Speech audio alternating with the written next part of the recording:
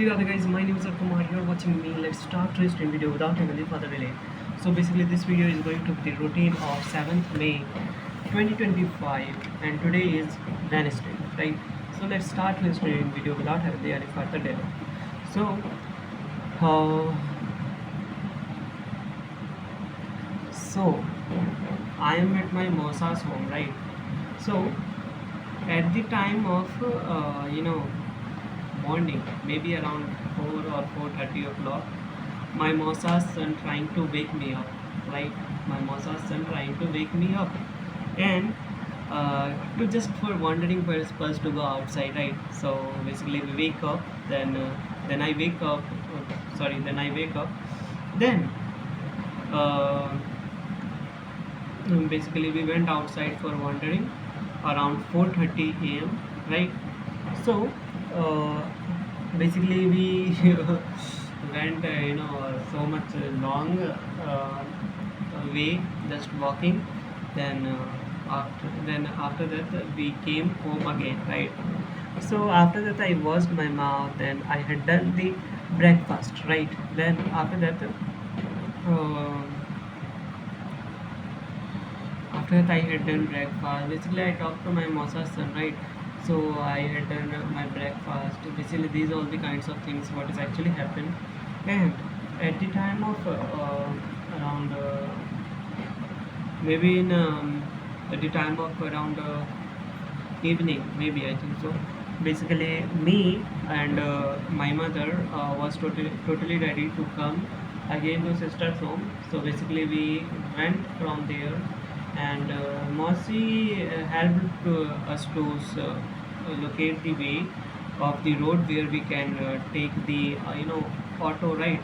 So she sent us to the auto, and yes, then after that me and my mother went to the auto. Then we reached one of the market. Then from there we went to the my sister's home.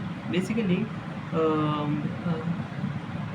basically what is actually happened, my mother sat on the bed, and I just silently went inside the home, and everybody watching TV, right? And they don't know that we came here. Then after some time later, when all the things was happened, they uh, my nephew's grandmother, paternal grandmother saw me, right? Then they all are totally surprised that they came here. Then after that they saw my mother, they all are surprised. Basically this is a kind of surprise I had done.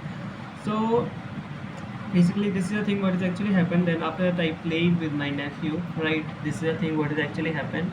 Then after some time later, at the time of evening, I eat food, and after that I went for the sleep.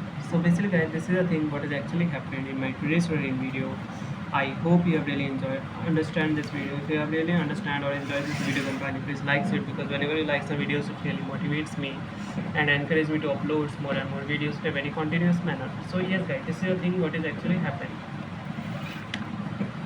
So now from today's video I have to start from 1% company, right? So let's start. Definition of the 1% company. Section 2 of 62 of the Companies Act 2013 defines 1% company as a company which has only one person as a member. The name is also a definition. 1% company. 1% company is a company where only has one person as a member. Okay.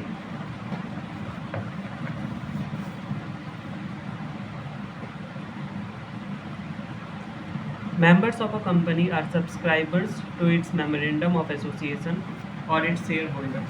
So, and 1% company is effectively a company that has only one shareholder as its member. So, in 1% company, legal and financial liability is limited to the company only, not to that person. Liability is limited. These companies are generally created when there is only one founder or promoter for business.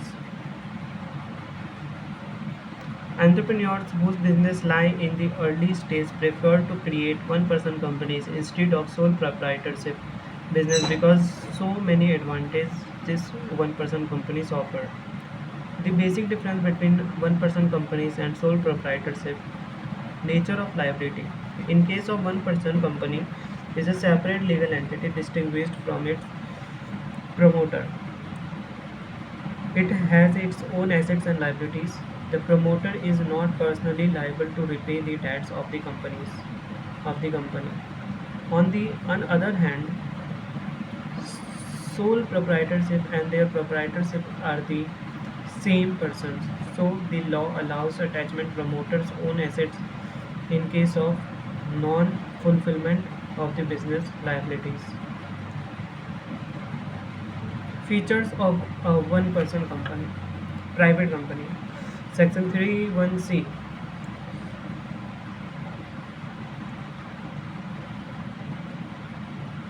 of the Companies Act says that a single person can form a company for any lawful purpose. It further describes one-person companies as a private company. Single member. One-person companies can have only one member or shareholder, unlike other private companies. Nominee.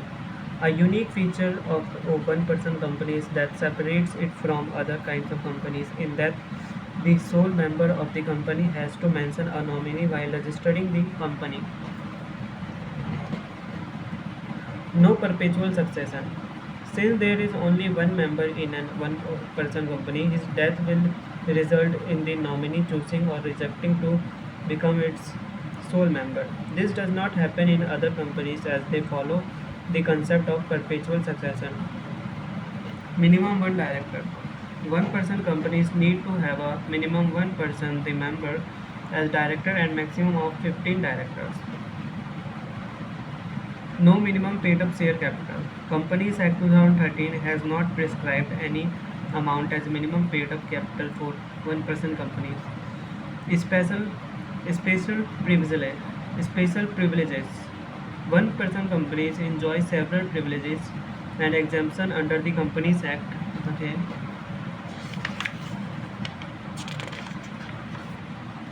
Name of the company. The name of the one-person company shall include the word one-person company within the bracket below the name of the company. Exemption or advantage of one-person companies. They do not have annual general meetings. The financial statement need not to include a cash flow statement. A company secretary is not required to sign annual returns. Directors can also sign in case of absence of company secretary. Provisions relating to independent directors do not apply to them. Their articles can provide for additional grounds for vacation of a director's office. Several provisions relating to meetings and quorum do not apply to them. They can pay more remuneration to directors compared to other companies. Okay. Now, conversion of one-person company to other company. Okay. So, the Ministry of Corporate Affairs, Government of India has issued the Companies and Corporation Rules 2014, providing provisions regarding conversion of one-person companies into a private or public company. The rules are as under: conversion by operation of law. When the paid-up share capital of an one-person company exceeds the limit of rupees 50 lakh or its average annual turnover during the relevant period exceeds rupees 2 crore, it will cease to be entitled to continue as an one-person company.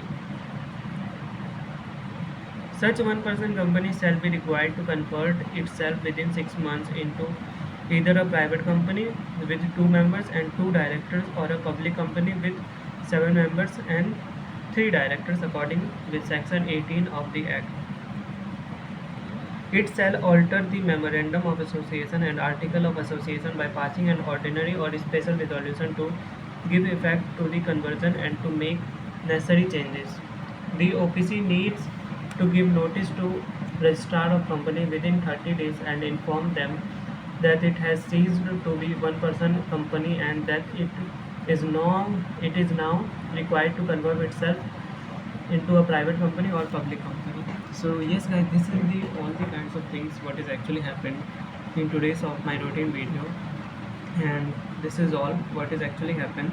So from on next video I would like to discuss from, basically here is one topic that I want to complete, that is conversion by choice. One person company can get itself converted into private company or public company by increasing number of members and directors, and by maintaining the minimum paid up capital as per requirements of the act for such class of company, and by making compliance of section 18 of the act for conversion. So from the next video I would like to discuss from difference between private and public company. By this video I had learned this something about conversion by operation of law and conversion by choice in the conversion of OPCs, one person companies into other companies. So from the next video I will discuss difference between private and public company. So I think that it is enough for today guys, so let's end the video guys. See you later. Bye bye.